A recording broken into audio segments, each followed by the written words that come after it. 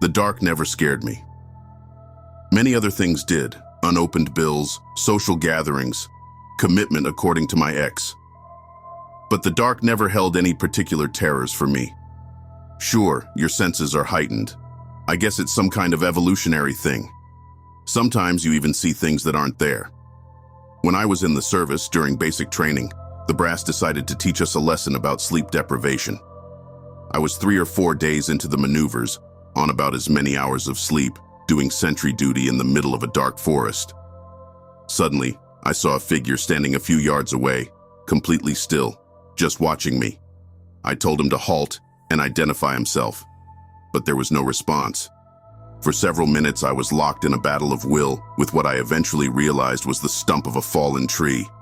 Naturally, I felt like a complete idiot. But when I told the others about it, they had, practically to a man, experienced something similar.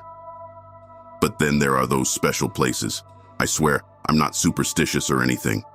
I don't believe in ghosts, but some houses, some floors, some rooms. You walk in and you feel this evil presence, like the place is haunted and you just want to get the hell out of there. The training room was one of those places. That Tuesday, I arrived at work at 10 to 10. I like to get there a little early. That way, whoever was on the evening shift had time to change and pass on any messages without having to rush. That night, there was nothing special to report. Paul was a bit younger than me, studying law or something, and working part-time, which meant that he would probably be gone in a year or two. Like the other guys, he loved working here. As a security guard at a nursing school, there were always opportunities to socialize with the students, 90% of whom were female, helping a damsel in distress who had locked herself out of her room, returning property from the lost and found to grateful students, or just having a chat in the hallways or courtyards, trying with varying degrees of success to stay within the bounds of professional conduct. There may also have been occasional use of the video surveillance system that wasn't strictly up to code. That's not for me to say. I preferred the night shift when there was minimal client contact. I'd bring a book to read, have a bit to eat, and when it was time to make the rounds, that was little more than a welcome opportunity to stretch my legs. Most of all, it was the quiet of the place that appealed to me. This place that was bustling in the daytime, now completely dead and deserted, with me wandering around like the last man on earth. The path I had taken to end up in this line of work was probably different from most. From an early age, I had imagined myself as an academic. I did all the right things, got good grades, secured the funding, was accepted into a top school, my dad's alma mater. Then my dad died, and nothing seemed worthwhile anymore. I didn't open a book for months. I showed up for the first exam, took a quick look at the page, and nothing made sense. It wasn't that I didn't understand the questions. I could probably have bullshitted my way through it and pulled off a passing grade. But it all just seemed so meaningless, like nothing had any relation to anything at all in the world I knew. I stood up and walked out, and never came back. I think others cared more than I did. People talked of wasted talent, low-earning jobs, uncertain future. I was just happy to be left alone, free from any pressure or responsibility, disposing of my own time the way I wanted. I had been dating a girl in college for a few weeks. We promised each other we would give it a try, but I think we both knew it wouldn't work, and we soon drifted apart. More freedom, fewer obligations. Once Paul had gone, I popped my dinner, or should I say breakfast, in the microwave and got my book out, an old M.R. James I had picked up at an antiquarian. After a couple of hours, I decided it was time to do the rounds. I got the phone, the keys, and the flashlight, locked up the office, and went outside. It was a clear, cold night.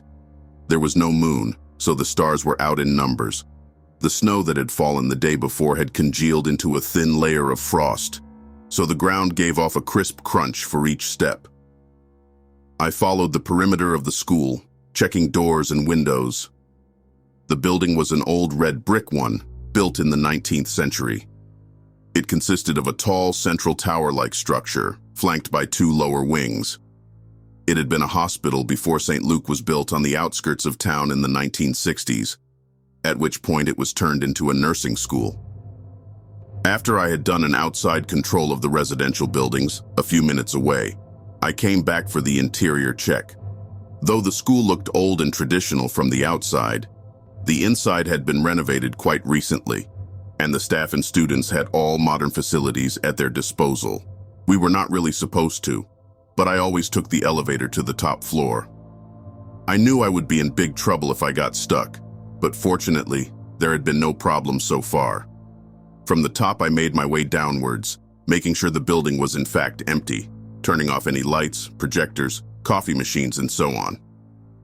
Below the ground level, there were 2 more basement floors, and once I was done with what was called U2, the rounds were over.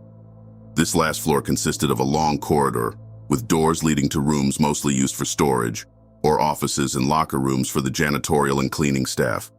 Then, at the end of the corridor, was the training room. Rumor had it this was where the most irredeemable mental patients had been held, the violent, the criminally insane. Here they were strapped to their beds, screams muffled by thick walls, dead to the world. There was also talk of hauntings, tormented spirits unable to leave their place of last repose behind. Be that as it may, once the building became a school, it had been transformed into a room with dummies and 2 rows of hospital beds lining the walls. Here the students could practice their skills, anything from bedside manners to CPR or the administering of medications, under the supervision of their instructors and without any grave consequences should they make mistakes. There were, of course, no windows down here, and the atmosphere was somber under the fluorescent lights. To lighten the mood, perhaps, they had installed a giant, lit-up smiley symbol on the far wall. To me, though, this was the creepiest thing of all. The big yellow face like a deranged, all-seeing deity, cheerfully surveying its domain of tortured captives. The dummies' mouths were open as if in screams of soundless agony, their eyes and ears closed so they would never know when their next punishment were to commence. As always, I wanted to get out as soon as possible, but as I was heading for the door, out of the corner of my eye, I thought I registered movement. Had one of the dummies moved? Was I losing my nerve down here? Or my mind? It was probably just time to get back to the office and put on some coffee. I turned to my right and everything was still, but something was off nevertheless. As I walked up to one of the dummies, it seemed different. Instead of the dumb, gaping rubber mask, it seemed to have a real human face. Not just any face, it seemed to me, but my own face, only bruised and infinitely sad. As I stared, I remembered exactly where and when I had seen that face before. It was my first year in college, and I was going home for Christmas.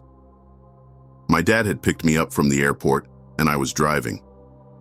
It was the same Volvo station wagon we'd had since I was a kid, the one I had learned to drive in.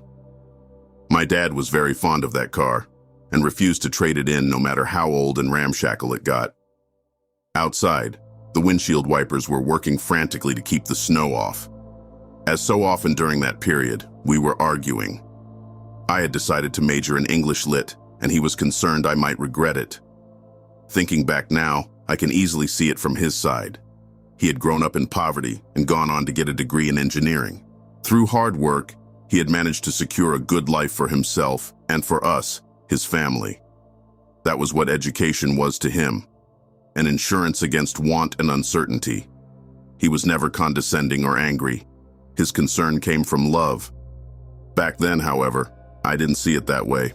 I had been a reader all my life, and all I wanted was to work with books, to teach, perhaps to write myself.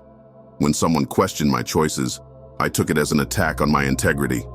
The discussion soon grew heated. I got angry and defensive, yelled at him to mind his own business and leave me alone. That's when, a little too late, I saw the trailer overtaking another car, coming towards us in our lane. I swerved and lost control of the car. Dad didn't make it. I got away with minor injuries. With a bruised face, I lay staring vacantly ahead of me in the hospital bed, hearing the frantic voices of my family down the corridor, like sounds from a detuned radio. I snapped out of it. This dummy, it was probably nothing but an elaborate prank by the others. It wouldn't be the first time. Once we put a skeleton from the anatomy room in the driver's seat of Paul's car. He freaked out completely, and we got it all on video. It was glorious. Was this him getting his revenge? I went over to the bed to have a closer look. It was certainly still a dummy. The back of its head was smooth and rubbery, and there were small gaps where the joints would be. Nor had a mask been strapped onto the head. Was the face painted onto the rubber? If so, it was eerily realistic. I had the sensation of looking into a distorted mirror. Not able to contain myself, I reached out a hand to touch it. Just then, it turned its head and looked me dead in the eye, while it lifted up the covers to put its feet on the ground. I ran like a madman, shuffling my feet on the polished linoleum floor. It felt like running in a nightmare, where my legs would not follow my commands and barely moved in spite of all my efforts. Behind me, I thought I heard footsteps, like rubber soles on the floor of a quiet library. Out the door I ran, down the long corridor, where in the end I could see the light coming out of the elevator. Reaching it, I stumbled inside, and as the doors closed behind me, I heard a sickening thud. It was the lights going out. I was now in complete darkness, and the thundering sound of my heart seemed to fill the small room. I reached out trying to find the control panel, but there was something in front of me. Something soft and hard at the same time. Suddenly I remembered that I had my flashlight on my belt. I grabbed it and fumbled wildly for the button. The light came on, and I saw it. The dummy was in the elevator with me. The thing had its back to me, neck bent, looking at the control panel, as if it had forgotten which floor it wanted. Suddenly it jerked its head up and slowly started turning around. And as it did, I just knew, that it was no longer my face it was wearing. I had not prayed since I was a kid, but now I prayed fervently, silently. Please God, not that. Anything but that. But I knew it was no use. As the thing turned around completely, I looked straight into what I feared the most in the whole world. The face of my father. Not the face I had seen every day growing up, and more infrequently after that. The kind, inquisitive eyes. The shy, playful smile always on his lips. That unkempt head of only slightly graying hair. No, this was his face as I had seen it that last time, in the car before the paramedics pulled me out. The face I looked into now was covered in blood. His eyes were looking into mine beseechingly, scared and confused. And the jaw. His jaw looked like no human jaw should ever look. Not aligned with his face at all, but smashed into the back of his throat like a crushed beer can. This thing. It was just standing there in front of me, leaning forward slightly, showing me what I had so desperately been trying to forget, as if it was proud of what it had made. But it wasn't done yet. Oh no. There was still one little part of my memory it had yet to access to make the picture complete. Out of what should have been a mouth came that sound I had thought I would never hear again. The sound I had spent years, waking or sleeping, trying to forget. That wheezing, gargling sound, like a cry for help drowned in blood. Up until that point, I had been frozen with terror, but now I screamed. I screamed and screamed, covering my eyes with my hands as I fell to the floor, and everything went completely, mercifully black. I woke from something hitting my head, over and over. I opened my eyes and realized it was the elevator door, as I had collapsed with my head in the opening. I was back on the ground floor and I could see the light from the guard room. Outside, it was still dark. I left my gear, picked up my things, and walked out into the pure, cool night air. Never in my life had I imagined that I would leave my post before being relieved, but now I didn't even hesitate. In the morning they would call, angry, confused, worried. Let them. I'd be far gone by then. All I knew was that I would never set my foot in that building again, or probably that town. I'd go home, gather what little stuff I owned, load it in the car, and just drive. Of course, I could not tell anyone what had happened. They would laugh, blame hallucinations, a particularly vivid dream. But I knew what I had seen. There was something living in that basement. If it was human, I don't know. Maybe it had been human at some point. Perhaps the most frightful thing was the complete lack of malice it showed. It just needed to feed. Off my fear, my pain, my trauma, like a hawk, casually eating the entrails of a still-alive dove. Now perhaps it was sleeping, waiting for its next victim. Never mind. There was nothing I could do about that. All I could do was put as much distance as possible between myself and the training room.